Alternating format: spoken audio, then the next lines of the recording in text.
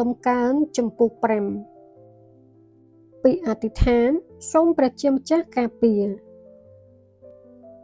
ព្រះជាម្ចាស់អើយសូមផ្ទៀងប្រកាសស្ដាប់ពាក្យរបស់ទូបង្គំសូមទ្រង់ព្រះសន្តាប់សម្រេចជឿចាប់របស់ទូបង្គំផងព្រះជាម្ចាស់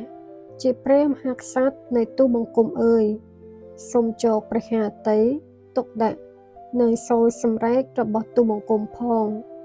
ត្បិតទូបង្គំអធិដ្ឋានរកព្រះអង្គព្រះអង្គម្ចាស់អើយនៅពេលព្រឹកព្រះអង្គព្រះសន្តាប់សំឡេងរបស់ទូបង្គំ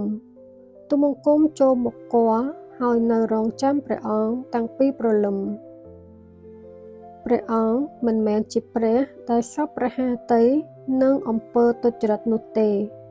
អំពើអាក្រក់ពុំអាចនៅក្បែរព្រះអង្គបានឡើយព្រះអង្គមិនចង់ឃើញមនុស្សប្រហើនចូលមកជិតព្រះអង្គទេព្រះអង្គក៏មិនសពព្រះハតីនឹងមនុស្សដែលប្រព្រឹត្តអំពើទុច្ចរិតដែរ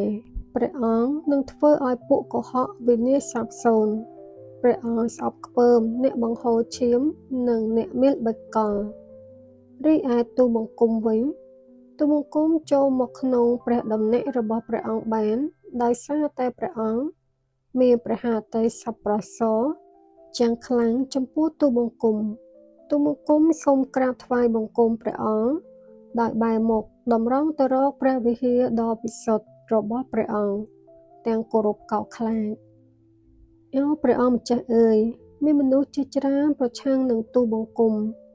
សូមដឹកនាំទូបង្គំឲ្យធ្វើតាមព្រះハតីរបស់ព្រះអង្គ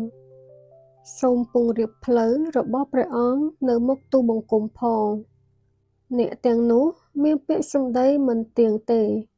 គេគិតតែចង់បំភ្លេចបំផ្លាញអណ្ដាតរបស់គេក្រលាស់ចេញនៅពាក្យបញ្ចោតបញ្ចា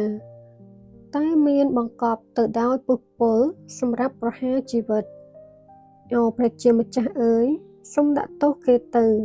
សូមឲ្យគេវិនិច្ឆ័យអន្តរាយដោយសារគម្រោងការរបស់ខ្លួនគេបានប្រព្រឹត្តអំពើអាក្រក់ច្រើនរាប់មិនអស់ព្រោះគេបះបោរប្រឆាំងនឹងព្រះអង្គដូច្នេះសូមកាត់ការគេចោលទៅរីឯអស់អ្នកដែលជ្រកកោនក្រោមម្លប់បារមីព្រះអង្គគេនឹងមានអំណរគេនឹងសប្បាយរីករាយរហូតតទៅហើយព្រះអង្គនឹងរក្សាការពារគេអស់អ្នកដែលស្រឡាញ់ព្រះនាមរបស់ព្រះអង្គនឹងសប្បាយរីករាយរួមជាមួយព្រះអង្គព្រះអង្គម្ចាស់អើយព្រះអង្គប្រទានពរឲ្យមនុស្សសុចរិតព្រះハតីមេត្តាករុណារបស់ព្រះអង្គប្រៀបបាននឹងខែការពារគេ